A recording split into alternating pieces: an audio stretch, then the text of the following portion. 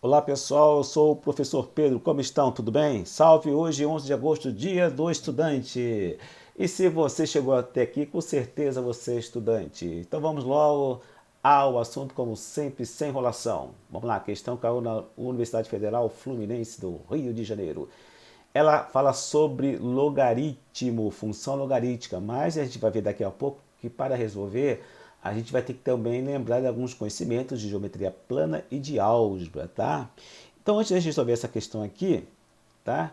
Vamos aqui lembrar da função logarítmica. Vamos ver aqui, então. A função logarítmica é a função inversa da função exponencial definida pela regra f de x é igual ao logaritmo de x na base a, onde a base a deve ser real, positiva e diferente de 1. O a pode ser maior do que zero, que é a base do logaritmo, né?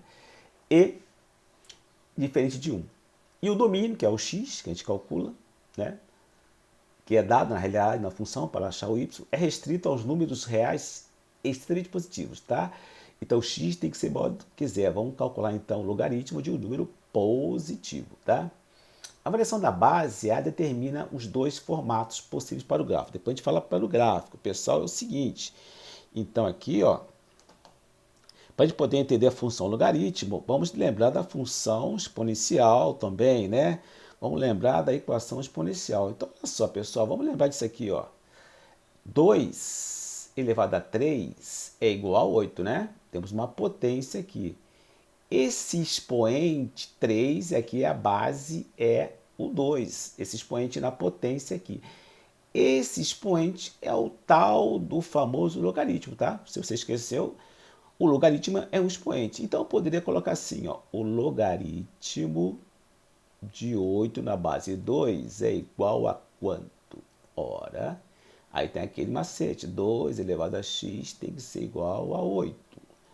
12 elevado a x tem que ser igual a 8. O 8 é a mesma coisa que 2 ao cubo. Então temos aqui uma equação exponencial. Então quanto que é o x? X é igual a 3. Então aqui está o logaritmo, esse expoente aqui, tá? Visto isso aqui, vamos falar desta situação aqui do gráfico do logaritmo, tá? O gráfico do logaritmo, ele pode ser o quê?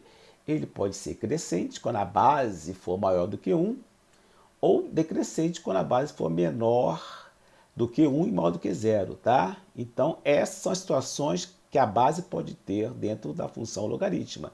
A base ou ela é maior do que 1, ou está entre zero e 1, tá? Por exemplo, aqui, ó, vamos supor que eu esteja com x igual a 1 e eu aumente o x aqui, tá? Se eu aumento o x aqui, eu vou aumentar o meu y. Então, essa função, ela é o quê? Crescente, tá? Ela é crescente. Agora, se o a estiver entre 0 e 1, por exemplo, 1,2, né? 0,5, ou melhor, recapitulando aqui, 0,1, 0,2, né? 0,75, se tiver entre o 0 e 1, ela vai ser o que? Decrescente. Isto é, se eu aumentar aqui o x, o que, que vai acontecer? Se eu aumentar meu x aqui, eu vou diminuir o meu y, a minha imagem, tá? Eu vou diminuir a minha imagem. Toda vez que eu aumentar o meu y, eu vou diminuir a minha imagem. Então, esse é o gráfico de uma função decrescente, tá? Entenderam, então?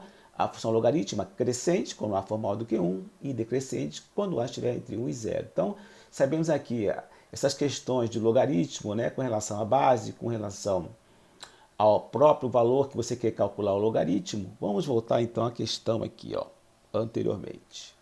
Então, a figura representa o gráfico da função f, definido por f de x igual ao logaritmo de x na base 2. Está aqui o gráfico da função, né? Podemos observar então, já que conforme nós estudamos agora, o a é igual a 2, então a função crescente, ele quer calcular esse valor aqui dessa reta PQ, tá? E aí, vamos, então agora aquilo que eu falei, né? Para poder calcular esse PQ aqui, a gente pode usar o recurso da geometria plana e da álgebra. Como assim? Olha, eu tenho que a distância aqui desse x de 2 a 4, quanto que é a distância aqui? 4 menos 2, 2. Essa distância aqui é 2, não é? Se eu traçar aqui uma reta paralela e subir aqui e chegar exatamente aqui nesse ponto P, né, paralela aqui, eu vou formar o que é a base de um triângulo, né? A base de um triângulo. E esse PQ vai virar então a sua hipotenusa, porque esse triângulo aqui será um triângulo retângulo.